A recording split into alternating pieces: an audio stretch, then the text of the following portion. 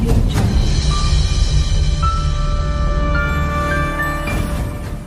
Seketika Ruan Sanhe berteriak, "Sudah cukup, keluarga Ruan masih tidak bisa menerima kekalahan. Aku akan menyerahkan endapan batunya kepala keluarga Kun. Kalau begitu, terima kasih banyak saudara Ruan," ucap Kun Xian. Terlihat Ruan Sanhe mengajak para anggota keluarga Ruan untuk pergi meninggalkan tempat perjudian. Xin pun berpindah di luar ruang pribadi. Ruan Hong bertanya ke ayahnya, "Ayah, apa kita akan melepaskannya begitu saja? Batu endapan adalah bisnis leluhur milik keluarga Ruan." Ayahnya pun menjawab, "Endapan batu di tempat itu memang sudah akan habis, tidak masalah jika memberikannya kepada keluarga Kun. Tapi, Yehan orang itu berani melawan keluarga Ruan. Dia harus mati." Xin pun berpindah di dalam ruang pribadi. Terlihat Kun Xian berterima kasih ke Yehan. "Nak Ye, terima kasih. Kamu sudah membantuku. Keluarga Kun baru bisa mempertahankan bisnis leluhur kami. Keluarga Kun tidak akan melupakan budi ini. Kami semua tidak akan melupakan budimu ini." Semua keluarga Kun memberi hormat kepada Yehan. Yehan dengan santainya menjawab, "Tuan Besar sudah sungkan, ini sudah seharusnya aku lakukan." Kun Xian pun berkata, "Oh iya, Nak Ye, kamu adalah pemenang terakhir dari festival pertandingan batu. Peta yang mencatat tentang endapan batu ini sebenarnya disimpan secara bergilir oleh 4 keluarga besar lokal. Sekarang sudah seharusnya diberikan kepadamu." "Apa peta endapan?" ucap Yehan sambil melihat peta tersebut. Kun Xian pun menjelaskan peta itu ke Yehan. "Nak Ye, jujur saja. Sebenarnya kami pernah mengutus orang untuk mencari tahu endapan batu di tempat ini beberapa kali. Tapi, hutan iblis ini sangatlah aneh. Ada binatang buas yang belum pernah dijumpai sebelumnya. Itu membuat kami semua mengalami banyak cedera. Terakhir kami hanya bisa mengeluarkannya untuk dijadikan sebagai hadiah." Yehan pun menjawab, "Oh, apa benar begitu aneh? Aku malah ingin melihat-lihat." Ia juga berkata di dalam hati, "Ini adalah sebuah endapan batu. Jika aku bisa mendapatkannya, keluarga Yun pasti tidak akan menghalangi kami berdua untuk bersama lagi kan?" Seketika itu Kun Snak pun berkata ke Yehan, "Adik Ye, kamu tenang saja, aku akan menemanimu pergi ke sana." Yehan pun menjawab, "Baiklah, saudara sehati, bisa mengeluarkan kekuatan yang besar." Xin pun berpindah di suatu pertemuan 3 tuan muda. Guo Yun Xiao pun berkata, "Aku mendapatkan informasi. Yehan sudah mendapatkan peta batu endapan itu." Ning Feng juga berkata, "Aku diam-diam sudah menyuruh orang untuk mencetak salinannya. Tidak masalah jika Yehan mendapatkannya." Fujiwara juga ikut berkata, "Dengar-dengar hutan tempat endapan batu itu berada sangat berbahaya. 4 keluarga besar di tempat ini sudah dibuat kekuatan. Bagaimana kalau kita 3 keluarga bekerja sama untuk masuk ke dalam? Sekalian untuk membunuh Yehan dan merebut endapan batu." Guo Yun Xiao dan Ning Feng pun menjawab, "Aku setuju, aku juga setuju. Ayo kita bunuh Yehan. Rebut batu endapannya," ucap mereka bertiga. Xin pun berpindah di sebuah hutan iblis. Terlihat Yehan bersama pasukan Kun Snak sedang menyisir area hutan untuk mencari endapan batu yang ada di peta. Kun Snak pun berkata, "Sialan, jalan di hutan ini sulit sekali dilalui." Sambil menebang sebuah ranting pohon yang ada di depannya, Yehan juga berkata, "Tetap semangat, berdasarkan rute di dalam peta, setelah melewati hutan ini, kita sudah akan tiba di ngarai tempat endapan batu itu berada." Kun Snak pun bertanya ke Yehan, "Hei, adik Ye, menurutmu, apa pengaturan kita berguna? Bagaimana kalau tidak terjadi apapun? Bukankah sudah akan sia-sia saja?" Yehan pun menjawab, "Tidak masalah, bukankah akan lebih baik jika tidak terjadi apapun?" Ia juga berkata di dalam hati, "Ada mata yin yang, segala sesuatu tidak akan terlewatkan." Setelah itu beberapa pasukan Kun Snak melihat ada bayangan benda yang ada di depan sambil berkata, "Itu benda apa? Dirumorkan kalau ada hantu di hutan iblis ini.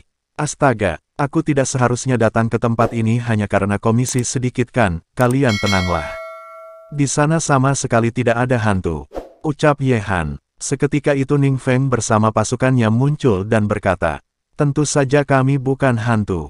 Tapi, kami datang untuk mengantar kalian pergi menemui hantu." Kun Snak pun berkata, "Ning Feng, kenapa kamu bisa muncul di tempat ini? Dari mana kalian mendapatkan peta batu endapannya?" Ning Feng pun menjawab, "Kami sejak awal sudah mendapatkan peta batu endapannya dari tempat lain. Selain itu, Bukan hanya aku sendiri yang datang. Seketika itu pasukan Guo Yunxiao dan Fujiwara pun muncul untuk mengepung Ye Han dan pasukan Kun Snak. Ye Han dengan santainya berkata, "Oh, kalian tiga keluarga malah bekerja sama."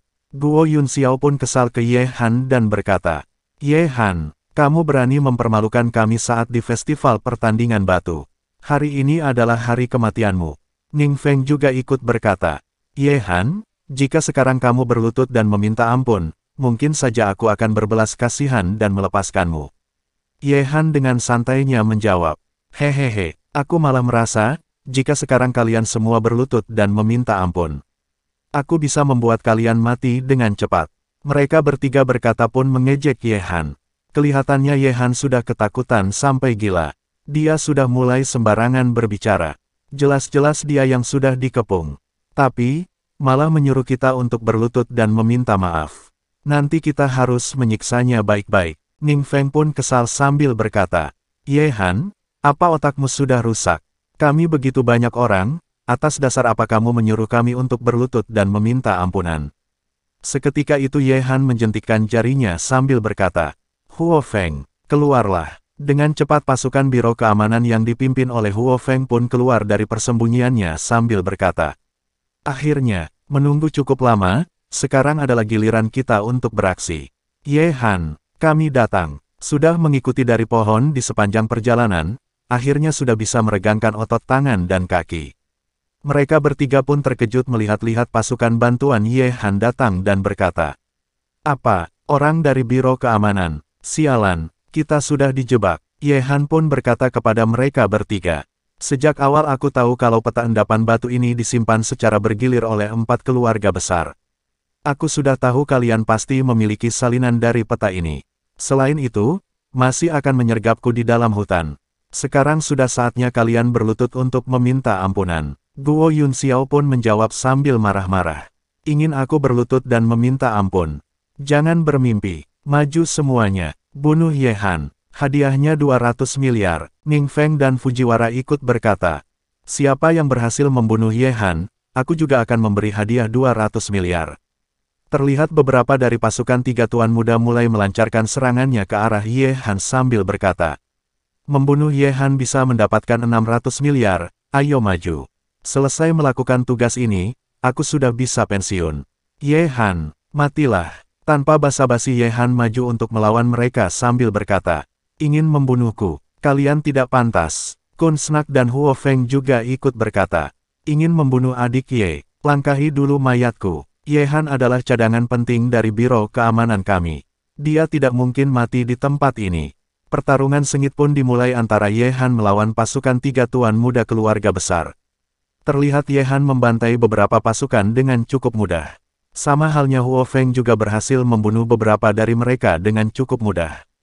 Kun Snak juga memberondong pasukan musuh dengan senjata apinya. Terlihat beberapa dari mereka bergegas melarikan diri sambil berkata, "Tidak bisa, kita tidak bisa mengalahkannya. Orang di depan sudah terlalu hebat. Cepat kabur, apa gunanya uang kalau nyawa sudah melayang? Hei, kalian tidak boleh kabur, semuanya berhenti." Ucap Ning Feng dan Guo Yunxiao memanggil para pasukannya yang kabur. Fujiwara terlihat sangat kesal dan berkata, "Sialan, masalah sampai di sini. Hanya bisa menggunakan trik ini untuk mengalahkan Ye Han." Ia pun meniup sebuah seruling untuk memanggil sesuatu. Suara apa itu?" ucap Ye Han. Seketika itu segerombolan binatang buas pun datang akibat bunyi seruling yang Fujiwara mainkan. Fujiwara pun berkata, "Aku sejak awal tahu ada banyak binatang buas yang aneh di dalam hutan ini. Ini adalah seruling pemanggil binatang buas, yang khusus dibuatkan oleh Master Nanyanggu. Ye Han, kalian tunggu untuk mati dimakan binatang buas saja." Hahaha, Guo Yunxiao dan Ning Feng terlihat sangat senang dan berkata, "Fujiwara, tidak disangka kamu masih menyimpan benda baik seperti ini." Kun Snak pun berkata, "Kali ini gawat, adik Ye. Kebanyakan orang yang diutus dari 4 keluarga besar sebelumnya itu mati dimakan oleh binatang buas." Ye Han menyadari sesuatu dan berkata, "Ternyata ada energi spiritual di dalam tubuh binatang buas ini." Ia juga berkata di dalam hati, "Bagaimana jika aku memicu energi spiritualnya dan mengganggu pergerakan energi spiritual yang ada di tubuh mereka?" Ia pun mencoba mengeluarkan energi spiritualnya untuk mengendalikan para binatang buas itu.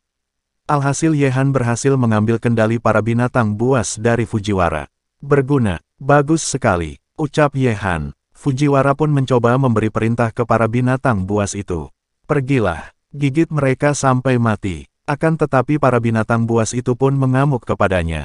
Fujiwara pun terkejut dan berkata, apa yang ingin kalian lakukan? Aku menyuruh kalian menggigit mati Ye-Han. Bukan aku. Terlihat Fujiwara diserang oleh para binatang buas itu sampai mati. Ning Feng dan Guo Yunxiao hanya terpaku melihat Fujiwara dicabik-cabik oleh binatang buas. Sebenarnya ada apa ini? Ucap Ning Feng.